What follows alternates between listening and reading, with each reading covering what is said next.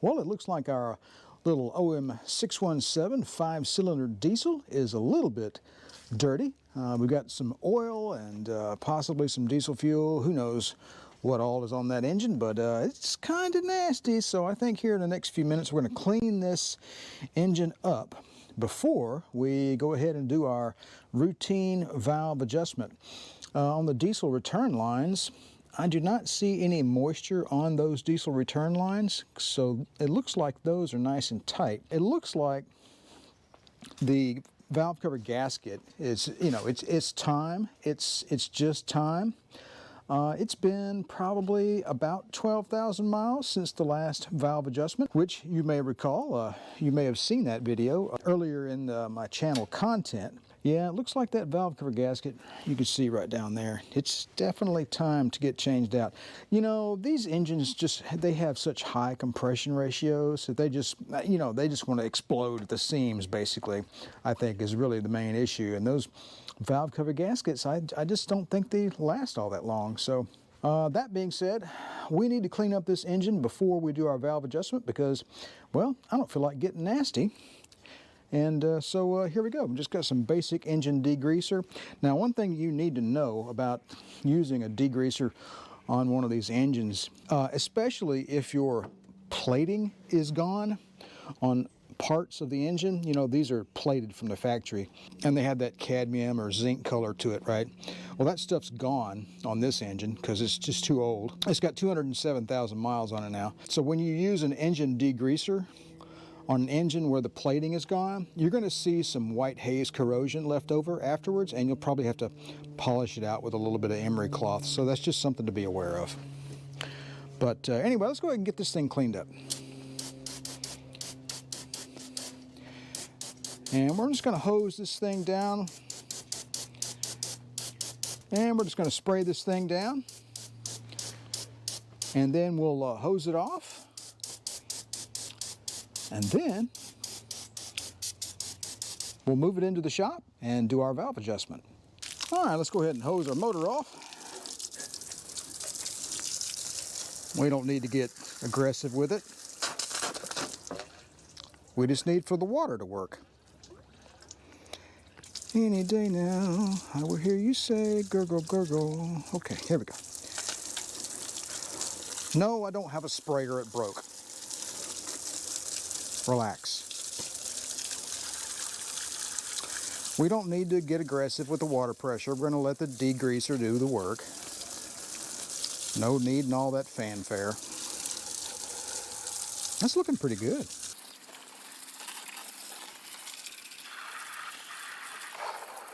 Probably got a little overspray up there. It's not going to hurt anything. I think I'll hose down the alternator while I'm at it. What do you think? Just see if we can make some people cringe. Relax. It'll be okay. Get those electrical wires too. Yeah, boy. Turbo. There's the alternator. Let's degrease that too. It'll be fine. All right, we're going to let that dry, then we'll move her inside, and then we'll get our valve cover off the engine. All right, welcome back. We're back in the shop here. Let's go ahead and start taking everything apart. I think I'll start with the linkages here on the valve cover. This is a little trim pry bar for taking door panels loose. I use it for all sorts of things, including this. When you take these little E-clips off, you want to keep in mind that you're basically removing a tiny spring. It will go fling elsewhere and you won't be able to find it.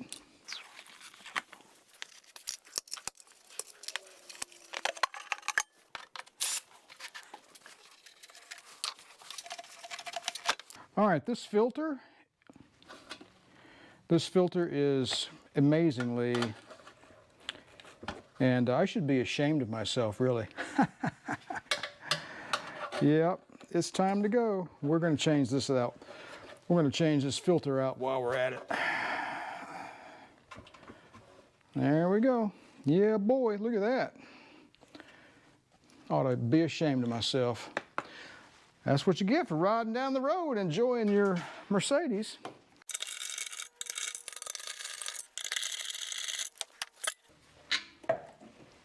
Whoopsie. Well, looks like we've got a bushing that's torn. Actually, we got bushings that need to be replaced. So we're going to put that on the parts list to order. I probably should have done that straight away. What you're looking at here is a new air cleaner bracket from Mercedes, actually. I installed this a few years ago after the old one broke in the typical location. All right, we've got the air cleaner out of the way. Let's go ahead and finish up getting our valve cover off. A little pick tool will get that clip off. And there we go, our accelerator pedal has been disconnected. All right, let's see, what's next? Let's move that wire out of the way. Let's go ahead and disconnect our Bowden cable next.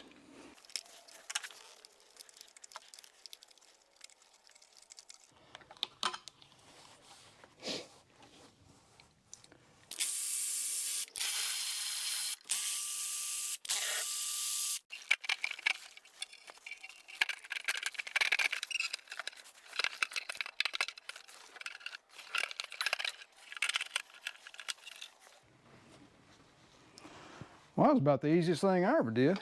All right, so straight away, directly underneath the valve cover gasket, you see a line of oil. So that gasket had basically given up the ghost. It was leaking profusely. I don't know how many miles are on it. 12,000, maybe 15. Let's see, I bought the car with 189. It's got 207 now. So that's 18,000. I've probably got about 15,000 miles on this gasket, something like that. It's probably a little overdue for a valve adjustment. So I'm going to go ahead and clean this oil up around the edge of the engine. And then we're going to set up our jumper wires to bump the starter to move the camshaft. And then after that, I think we'll be ready to adjust our valves. All right, let's go ahead and hook up our jumper wire to the starter so that we can turn the motor for each valve adjustment. And on the 126 model, you're going to jumper terminals 30 and 50. And that basically is the one on the far left end, jumpered to the second one from the right, the one with the big red wires on it. So the one on the far left-hand end is the ground. So we'll just hook up our jumper wire there. I'm going to leave our little clip right there, and let's hook up power next.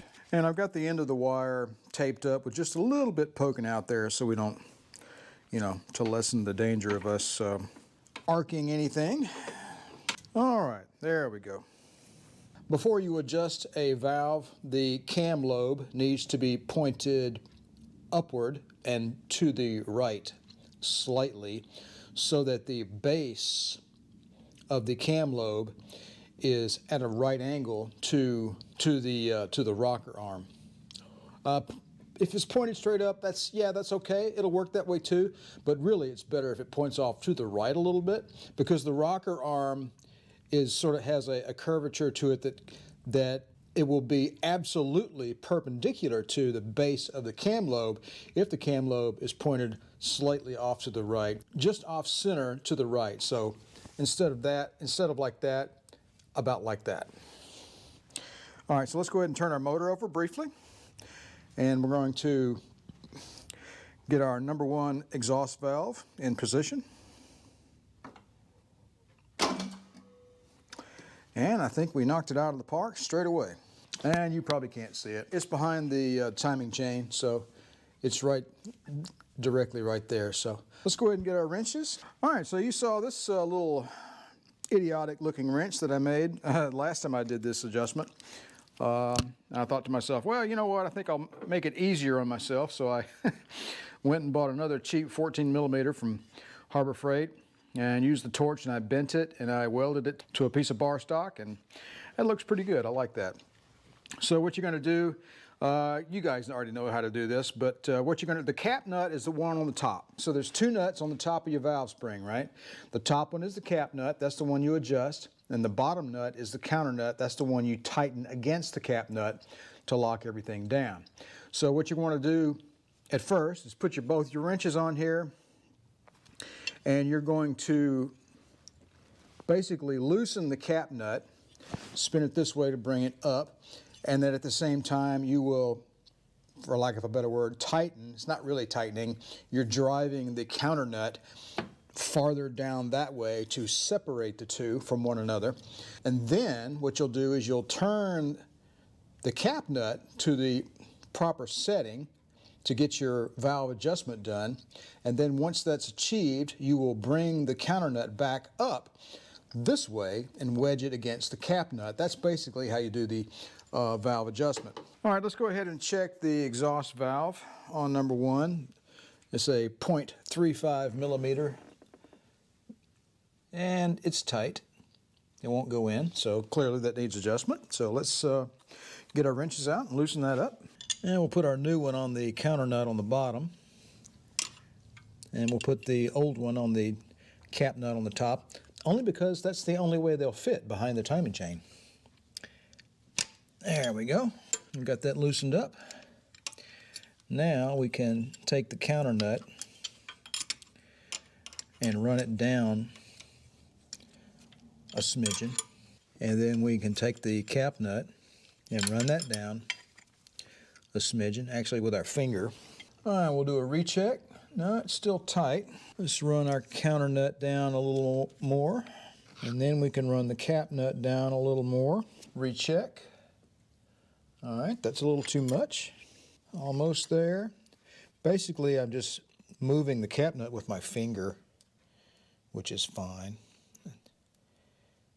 There we go. We've got a little bit of resistance, and we're going to lock it down right there. It's okay for them to be a little loose, in my opinion. So I'm going to keep the cap nut there, and then I'm going to take the counter nut, and I'm going to run it. Yep, we're good. Now, in the service manual, it has you put a special wrench onto the nut on top of the valve spring. But I don't think we're going to need to do that. You'd have to have 3 hands. Actually, the wrench that they use, they have a special clamp, and they bolt it to one of the studs here on the valve cover to hold it stationary.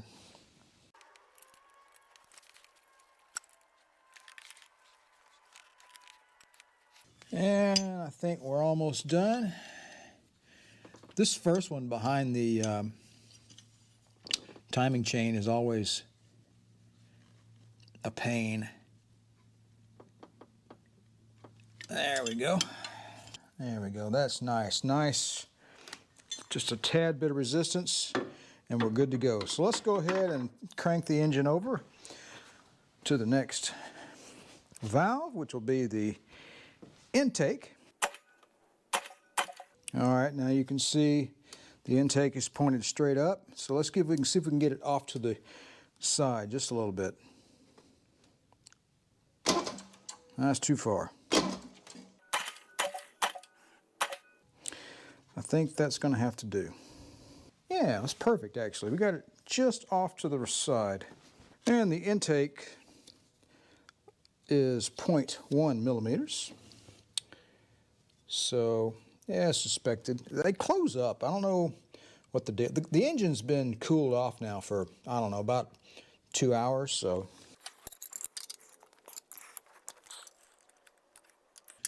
All right.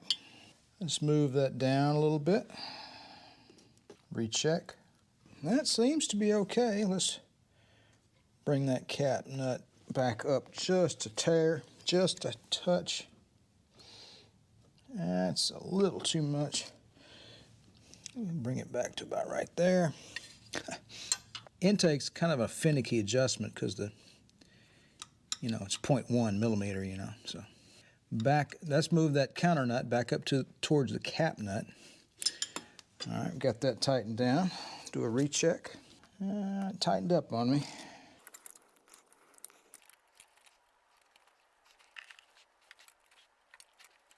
All right, let's give that a check.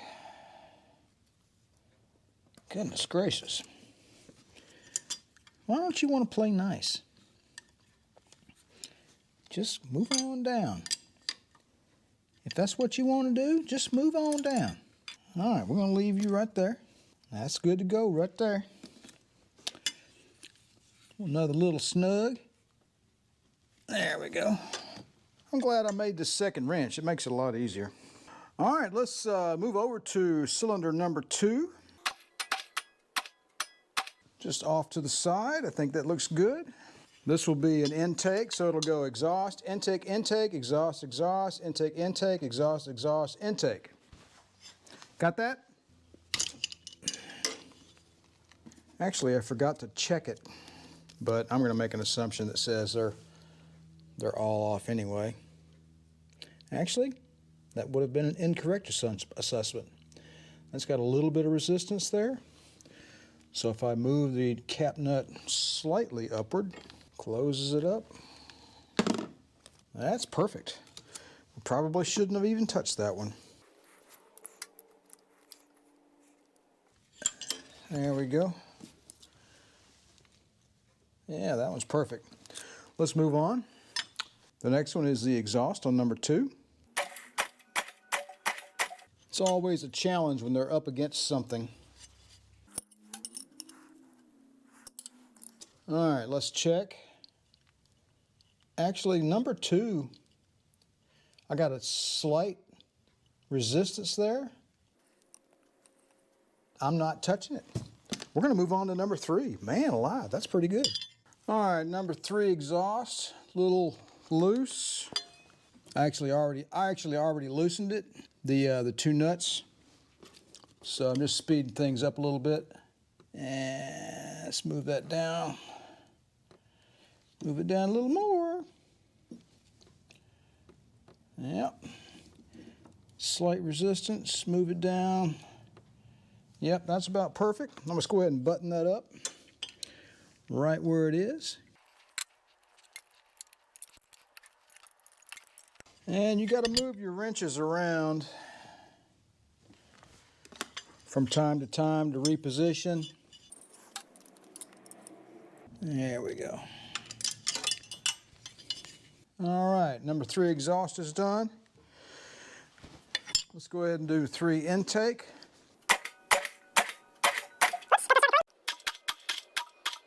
All right, number 3 intake. 0.1 millimeter. Actually, slight resistance. That one's good. Let's move on to number 4 intake. That one's kind of tight. Let's go ahead and adjust that one. All right, working to loosen that up a little bit. Number 4 intake is a little tight. And that counter nut on the bottom is a little boogered up for some reason. I didn't do it. There we go. That looks good there. Let's tighten that rascal up. Nice little snug fit. Move on to 4 exhaust. All right, got the lobe slightly off of the vertical towards that way. All right, 4 exhaust is perfect. All right, let's do 5 exhaust. I got that one on the first try, actually. If you go back and look at the valve adjustment 15,000 miles ago, it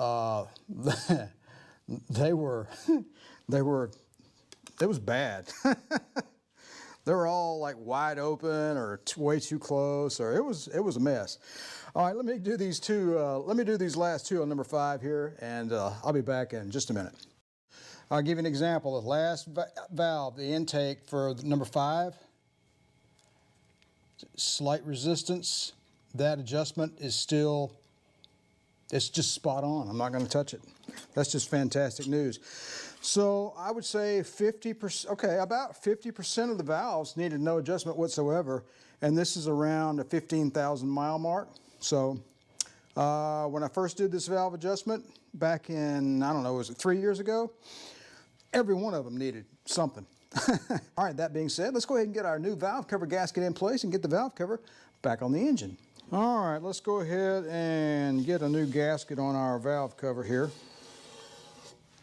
Yes, I thought about painting it, but I just don't think it'll do. You know, I'm not going to fight that battle because these things leak after, you know, 8 or 10,000 miles anyway, and they're just going to end up being a mess. You know, you just kind of have to face up to the reality that, you know, the valve cover gaskets on these 617 engines, they just have to be changed out much more readily than most engines. I'm assuming that's because of the pressures involved. This is not a Mercedes gasket. It's a Beck & Arnley. It's made in, not sure I pronounced that correctly. Made in Italy, I think it is. Anyway. All right, let me go ahead and get this on the valve cover, and then we'll get this thing squared away on the engine. All right, so getting this valve cover back on the engine is a little fiddly. I guess the most important thing to remember is this little part here will get in the way of the cruise control, so you need to sort of dip this corner in first and then kind of roll it into place. You'll get the hang of it. It took me about 10 minutes to get to get it back on the engine. It was pretty silly.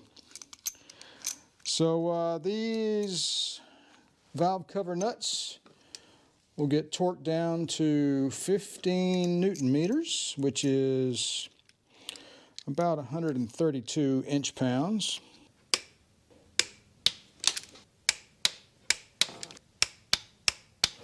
All right, it's the next day, so our quick weld, JB Weld quick weld, has had time to dry on these little rubber bushings. I think I have a plan, at least in my own brain, of a way to manufacture here in the shop an updated version of these that might be more durable. All right, this may look like pure hackery, but keep in mind I'm making this up on the fly.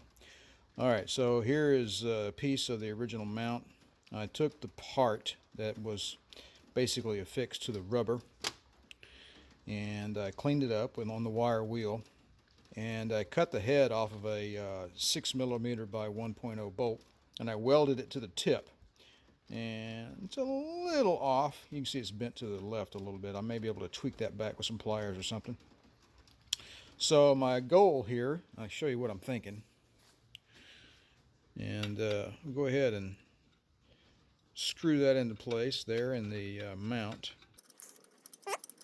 And then I'll take an equal thickness of coolant hose, radiator hose, and I'll cut little squares, and I'll burn a hole through them, and I'll make them the same thickness, which is around 3/4 of an inch. And I will set the breather down on that. This will poke up through the breather. The breather will sit on rubber, and then on the inside of the breather I'll put another piece of rubber on the inside, and then a washer, and then a nut. You're going to have the rigidity of this threaded shaft here, but I don't think it will be so bad as to, you know, it'll shake itself apart. So that's my theory. I'm going to stick with it for now. I'm going to clean this up, see if I can't make it a little more refined. All right, a little change up here. So what I'm going to do is put a piece of rubber between the original mount and the bracket. I think that will give us some pretty good cushion. So we're going to give that a shot. All right, pardon the heater in the background. It's a chilly, cold day. All right, there's the last one I made. And again, this piece on the end came from the original mount. So I'll go ahead and screw this in place here, and then I'll put 2 2 layers of rubber there, and then we'll go ahead and reinstall our breather. All right, there we are. 3 new crazy hacked up mounts for a Mercedes OM617. I've got 2 layers of rubber on top of it. I've got one between the air cleaner mount and the shaft. So that hopefully that'll give us enough cushion. I'm going to go ahead and put the breather on top, and I'm going to put, before I put the nuts down inside the breather to attach here, I'm going to put another piece of rubber on top of that. All right, let's see what kind of damage we can do here. And they're just, there we go. It's a tight fit.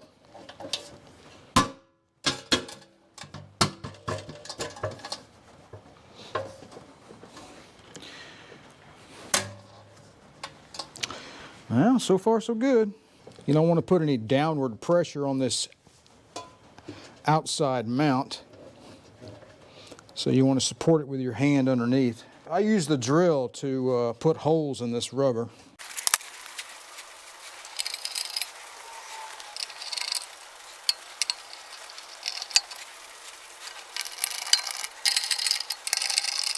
All right, let's make sure our filter is going to sit down far enough. It's going to be a little tighter than it was. Got enough room to put the hose on. Got enough threads here to put my wing nut on. Go ahead and tighten these guys down. Wanted to make sure I could do this before. Yeah, that seems really tight actually. Let's get our boost hose on. Again, we don't want to manhandle this too much.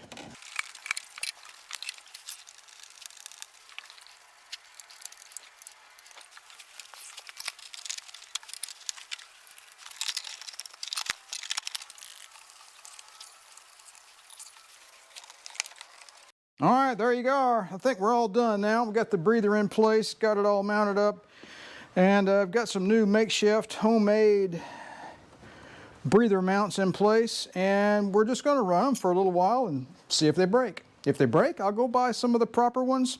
If these continue to function, I'm going to continue to use them.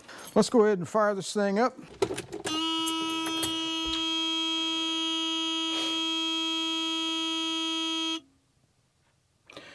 One, 2, 3, 4, 5. Contact!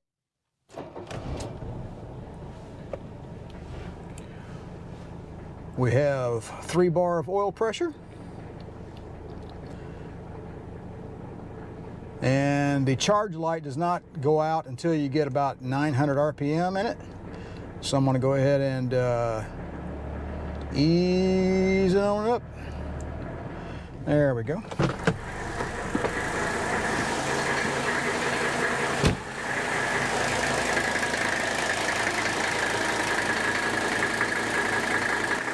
right, folks, we're all done with our 15,000 mile valve adjustment on our OM617. And along the way, we fabricated some new mounts for the air cleaner. But it remains to be seen as to whether or not they will actually pass the grade. So we're going to find out in another video. All right, folks, that's all for now. I appreciate you guys stopping by the channel.